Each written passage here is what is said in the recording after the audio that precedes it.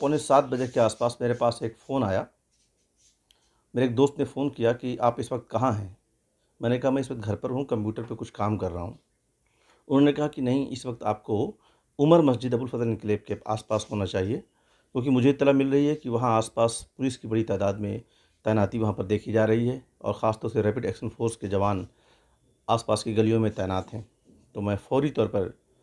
फ़ौरन मैं निकला घर से और वहाँ पहुँचा। आस-पास का मैंने जायज़ा लिया तो देखा वाक़ई में आस-पास की जो गलियाँ थीं, जो मस्जिद है, मस्जिद उमर, उसके आस-पास की जो गलियाँ थीं उसमें रैपिड एक्शन फ़ोर्स के जवान देखे जा रहे थे, बड़ी तादाद में इधर-उधर घूम रहे थे। और मस्जिद की जो पीछे वाली जो जस्ट गली है, उसमें ज़्यादा बड़ी तादाद में पुलिस फ़ोर्स लगी हुई थी और वहाँ जाकर के मैंने गली में देखा कि वहाँ पर एक बिल्डिंग के आस-पास ज़्यादा भीड़ है और वहाँ पर बताया गया कि वहाँ पर सेकंड फ्लोर पर कोई कार्रवाई पुलिस की चल रही है, छापामारी की कोई कार्रवाई चल रही है। और मैंने आस-पास के लोगों से मालूम करना चाहा, जो मोहल्ले के लोग थे, इधर-उधर जमा थे, 2-4 की तादाद में दाएँ-बाएँ। मैंने उनसे जानना चाहा, हर एक ने मना किया। आम तौर पर यही होता है कि हम जब मीडिया वाले उनसे बात करने की कोशिश करते हैं, आस-पास के हालात को जानने की कोशिश करते हैं, तो हर आदमी जो इस तरह से सहमा होता है, डरा होता है, तो वो हमें कोई ताउन नहीं करते। लोग आम तौर पर अनजाने का इज़हार करते हैं कि नहीं, हमें कुछ नहीं मालूम, क्या हो रहा है, पता नहीं। तो बहरहाल मैं बड़ी मुश्किल से दाएँ-बाएँ जो है लोगों से बात करते हुए समझने की कोशिश कर रहा था। किसी दरमियान मुझे पता चला कि यहाँ पर पॉपुलर फ्रंट ऑफ इंडिया के जो दिल्ली प्रदेश के अध्यक्ष हैं परवेज़ अहमद, वो यहीं इसी गली में रहते हैं और उनके यहाँ आज एक ये छापामारी की कार्रवाई हुई है और ये अभी जारी है। तकरीबन 2 घंटे तक ये कार्रवाई वहाँ चली होगी और तकरीबन मैं 1 घंटे वहाँ रहा।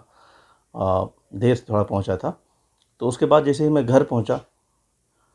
तो मैंने देखा कि ख़बर आ रही है कि इस वक्त हिंदुस्तान में एक साथ तकरीबन 100 मकामात पर छापेमारी की कार्रवाई हुई है और पॉपुलर फ्रंट ऑफ इंडिया से वाबस्ता अफराद के यहाँ ये कार्रवाई अंजाम दी गई है। आप इस कार्रवाई को देखें और थोड़ी देर के बाद, और थोड़ी ही नहीं, 1 घंटे भी नहीं गुजरे थे, 10 बजे के आसपास 10 बजे के बाद ये ख़बरें आने शुरू हो गईं। एक और बड़ी ख़बर आने लगी कि मोहन भागवत जो आरएसएस के चीफ़ हैं, वो उमैर इलियासी साहब की जो मस्जिद है जहाँ पर वो इमामत करते हैं, उनसे मिलने के लिए वो पहुँचे हैं कस्तूरबा गांधी मार्ग, और मस्जिद विज़िट की है उन्होंने। तो ये ख़बर भी साथ-साथ आने लगी। आपको याद होगा कि अभी 2 दिन पहले, यानी कल की बात होगी, कल दिन भर ये ख़बर ये चली कि मुसलमानों का एक डेलीगेशन, जो मुस्लिम इंटेलेक्चुअल्स का एक डेलीगेशन है, जिसमें डॉक्टर एस वाई कुरैशी हैं और इसी तरह से नजीब जंग साहब, इसके अलावा जो ज़मीरुद्दीन शाह साहब, इनके अलावा भी और भी कई लोग थे जिन्होंने उनके साथ मुलाकात की है, आरएसएस चीफ़ के साथ, और उनके साथ तबादला ख़्याल किया है। उनका कहना है कि मुसलमानों के इशूज़ को लेकर के जो इस वक्त हिंदुस्तान भर में हो रहा है, जो एक दबाव की कैफ़ियत है, उसको लेकर के हमने मुलाकात की है। तो उस पर अलग-अलग तरह के तबसरे आ रहे हैं, अलग-अलग तरह की बातें हो रही हैं। कुछ लोगों का कहना है कि साहब क्यों मिल रहे हैं, ये मिल्लत को बेच रहे हैं। कुछ लोगों का कहना नहीं, मिलना चाहिए, डायलॉग जारी रखना चाहिए। इस तरह की अलग-अलग बातें कल दिन भर तक चलीं और आज सुबह वो कार्रवाई हुई और उसके कुछ ही देर के बाद फिर दूसरी जो है ख़बर जो भी मीडिया के ज़रिए से आना शुरू हो गई कि अब ये तीनों ख़बरों में अगर आप कोई कनेक्शन ढूँढें तो ज़रूर आपको नज़र आएगा कि ऐसा लगता है ये जो बड़ी कार्रवाई जो आज सुबह हुई है 100 मकामात पर हिंदुस्तान के कोने-कोने में, ऐसा लगता है कि इसको अंजाम देने से पहले एक पेशगी, एक तरह से माहौल तैयार किया गया मुसलमानों के साथ, एक डायलॉग का, मुसलमानों के साथ हमदर्दी का, मुसलमानों के साथ एक तरह से प्रेम का, कि मस्जिद विज़िट हो रही है, मुलाकात हो रही है, और उसके बाद उसी के साये में फिर इस तरह की एक बड़ी कार्रवाई हो रही है 100 मकामात पर। जिस तंज़ीम के ख़िलाफ़, पॉपुलर फ्रंट के ख़िलाफ़ ये कार्रवाई की गई, ये एक लंबे समय से उनके ख़िलाफ़ इस तरह का एक माहौल बन रहा था, बनाया जा रहा था, और आज फाइनली तौर पर उस पर एक बड़ी कार्रवाई हिंदुस्तान के कोने-कोने में उन्होंने की। बाद में मालूम हुआ कि उनका जो हेडक्वार्टर है उसे भी सील कर दिया गया है। तो ये जो इस तरह की जो कार्रवाई आज हुई है, और उससे पहले मुस्लिम इंटेलेक्चुअल्स का मिलना, आरएसएस प्रमुख का मस्जिद विज़िट करना, ये तमाम जो वाक़यात और हालात इस वक्त बने हैं, हिंदुस्तान के अंदर बनाए जा रहे हैं, इसे समझने की मेरा ख़्याल है कि ज़रूरत है। वो लोग जो हिंदुस्तानी मुसलमानों के मुस्तक़बिल को लेकर के फ़िक्रमंद हैं, उन्हें भी गौर करना चाहिए, और वो लोग जो हिंदुस्तानी मुसलमानों को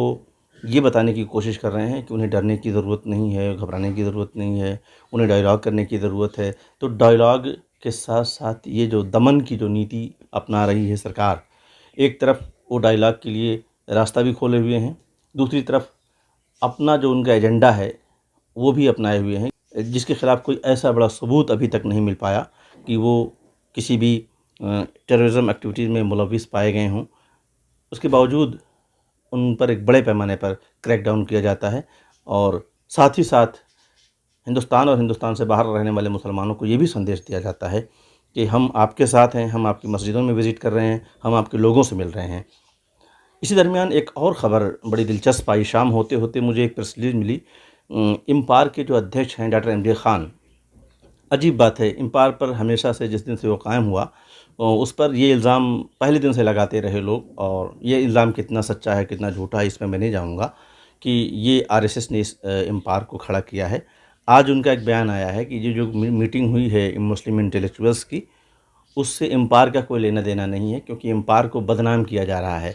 कि उन्होंने आरएसएस से मुलाकात करने के ये तरीक़ा अपनाया है। उनका कहना है कि ये जो लोग मिले हैं, ये इम्पार से बहुत पहले अलग हो चुके थे, और उनका ये भी कहना है कि वो इन्हीं बातों को लेकर के अलग हुए थे कि वो बीजेपी से और आरएसएस से मिलना चाह रहे थे। लेकिन इनका कहना है नहीं, डॉक्टर एमजे खान कहते हैं कि मेरा ये मानना था कि हमें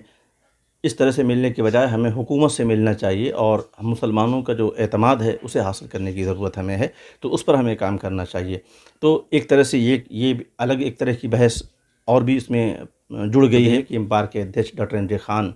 कुल्ली तौर पर इस मीटिंग से अपने आप को अलग करते हैं और उसका इनकार करते हैं और डिनाई करते हैं। बल्कि आज उन्होंने हिंदी और अंग्रेज़ी में प्रेस रिलीज़ जारी करके ये बताया है कि इससे हमारा कोई लेना-देना नहीं है, हम इस तरह की किसी मीटिंग के कायल नहीं हैं, बल्कि हम गवर्नमेंट से डायलॉग के कायल हैं, किसी पार्टी और किसी संगठन से डायलॉग के कायल नहीं हैं। बहरहाल आपके सामने आज की जो पूरी तस्वीर है वो ये है, और जो कुछ मैं समझ पाया हूँ, ये पूरी मामलात क्या हैं, किस तरह से हैं, आप भी इसको समझने की कोशिश कीजिए, और इस वक्त के हालात जो हैं उसमें क्या कुछ हो सकता है,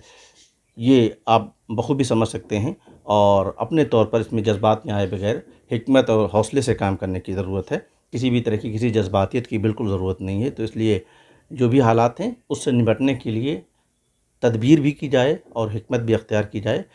बजाय इसके कि किसी नेगेटिव अप्रोच की तरफ जाया जाए। बहुत बहुत शुक्रिया। Thank you.